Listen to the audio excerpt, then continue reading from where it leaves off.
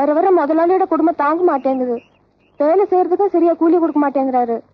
ஏழை பொண்ணுதானே நினைச்சு வேற என்னென்னமோ எல்லாம் கேக்குறாரு. அவன் எங்கம்மா பேசுறான்? அவன் இருக்க பணம்ல பேசுது. வேற எங்கேயாவது போய் மானத்தால வாழலாம்னு நினைச்சாலும் விட மாட்டேங்கிறாரு. நான்லாம் கொத்தடி விழலாம். ஆஹா, என்னடா பேசிக்கிட்டு இருக்கீங்க? முதலாளி நல்லவரு, வயிறார சோறு போடுறாரு, கை நிறைய சம்பளம் தரான்னு சொல்லிக்கிட்டு இருக்காங்க. டேய், அந்த கூலிக்கார பசங்க அப்படியெல்லாம் பேசுவானுங்களா? வீரபாகு, வார்த்தை அடக்கி பேசு, மரியாதை கட்டிடும். டேய், ஏண்டா ஏன் எஸ்டேட்ல நின்னுகிட்டு என்கிட்ட வேலை பாக்குற நான் இங்க புத்தியை கெடுத்தது மட்டும் இல்லாம ஏன் மரியாதை போயிடுங்கிறியா? வீரபாகு, கையெடு. ரொம்ப வரம்பு தாண்டி போற. டேய், கையை எடுக்கிறது இல்ல, நான் நினைச்சா உன் தலையவே எடுத்துருவேன். உயிர் ஒரு முறைதான் போகுன்றது உனக்கு தெரியுது இல்லையா? எனக்கு நல்லா தெரியும். பேச்சு பேச்சாதான் இருக்கணும். அதை விட்டுட்டு பெரிய சண்டிய மாதிரி சேட்டை பண்ண ஆரம்பிச்ச ரொம்ப சங்கடப்படுவேன். டேய், வெத்து வெட்டு பய, நீ எல்லாம் ஒரு பெரிய தலைவர் நினைச்சு என்கிட்ட விளையாடுற. அதுக்குண்டான தண்டனை அனுபவிச்சே தீருவேன்.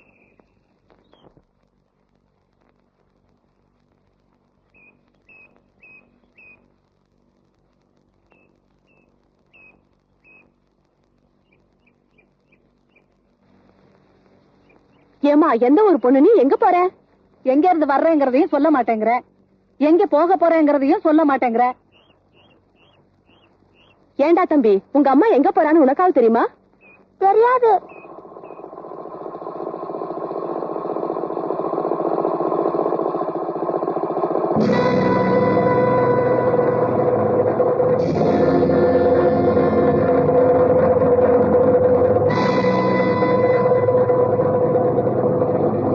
யாருமா அந்த ஆளு?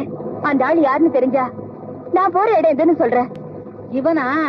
இவன் பேரு வீரபாகு. ஊரு காசை கொள்ளை அடிக்கிறதே இவன் வேலை. கொலகார பாவி.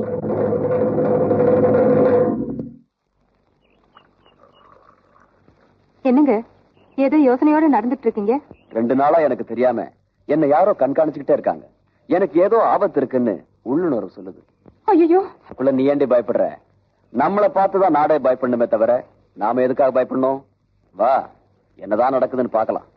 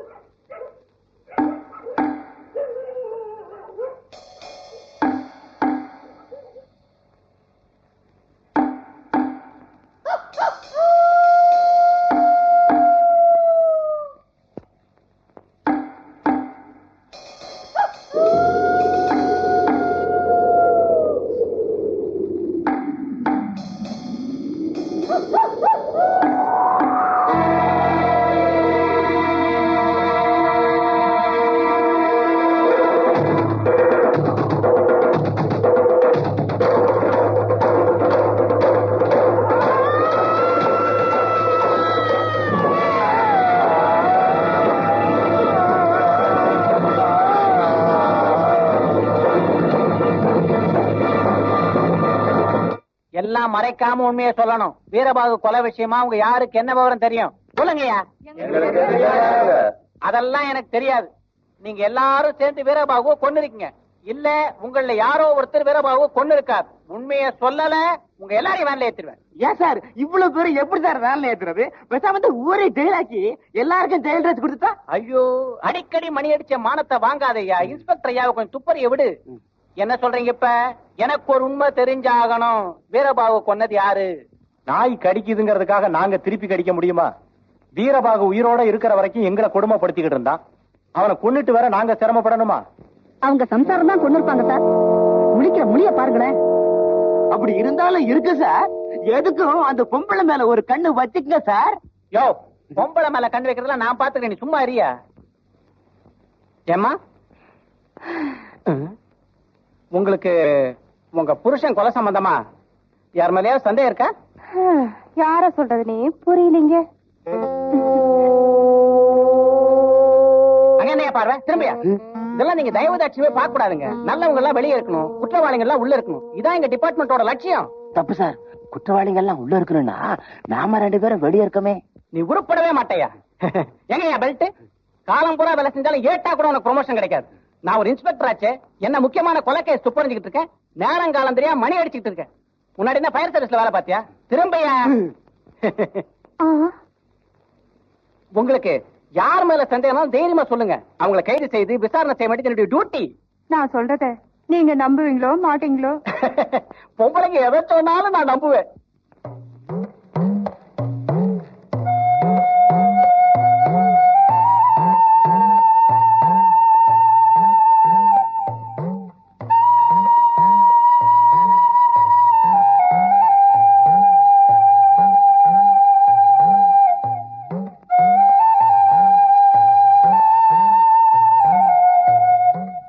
என்ன தாயமா இது? கேப்பாக்குள்ள குடிச்சிட்டு இருக்க? ஏன் உனக்கு என்ன? நீ என்னத்துக்கு வந்து அத்தை கேட்டுன்னு போ.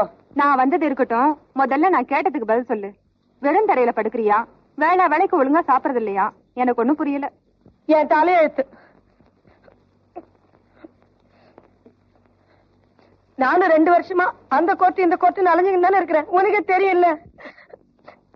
ராஜா மாதிரி ஒரு தப்பு தண்டாவுக்கு போகாம லாரி ஓட்டின்னு இருந்த மனுஷன்ல படுவாய் பசங்க அவரை கொண்டு ஜெயில வச்சிட்டாருங்களே. ஒரு நாளும் திருநாளும் ஆடும் கோடி இல்லாம சாப்பிட மாட்டாரு. இப்ப ஜெயில கஞ்சி தான் குடிக்கிறாராம், தரையில தான் படுத்துக்கிறாராம். அதான் நானும் முடிவு பண்ணிட்டேன். நானும் கஞ்சி தான் குடிக்க போறேன், தரையில தான் படுத்துக்க போறேன். அடி பைத்தியக்காரி, ஜெயில கஷ்டப்படுறாங்கன்னு சொல்றதெல்லாம் அந்த காலம்.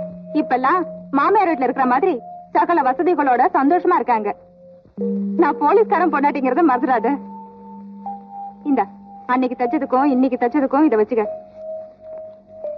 என்னடி புது நோட்டா இருக்குது? எங்க லஞ்சம் வாங்கினாரு? அதை என் புருஷன் தான் கேட்கணும். ஐயா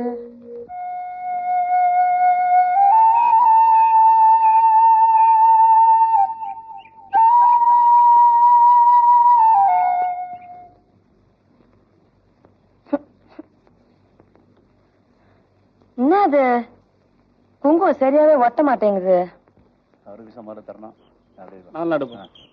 இந்த பார்மச்சி, நாட்டுக்கட்டையா பார்த்த கண்ணுக்கு நகரத்து கட்ட ஒண்ணு தெரியுது.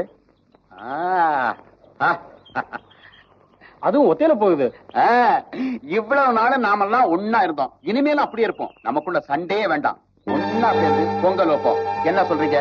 ஐயா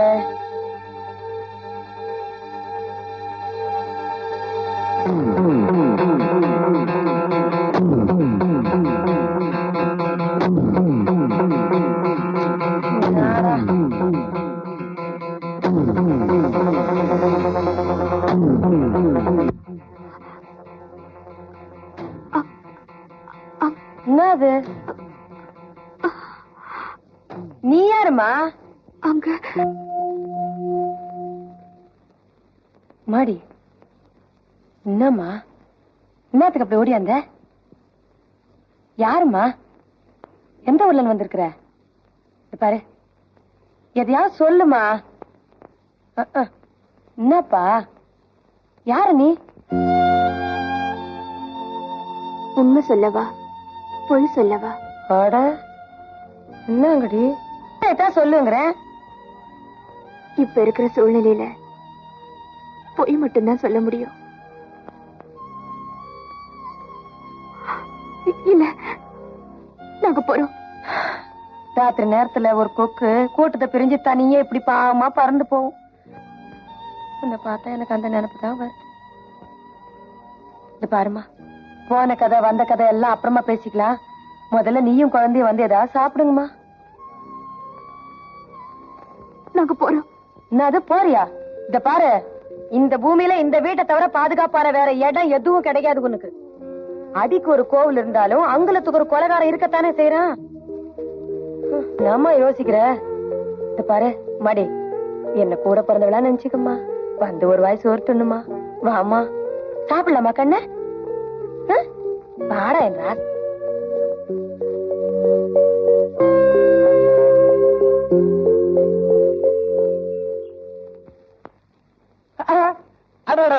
நம்ம தாயமா என்ன தாயமா சகிக்குமா?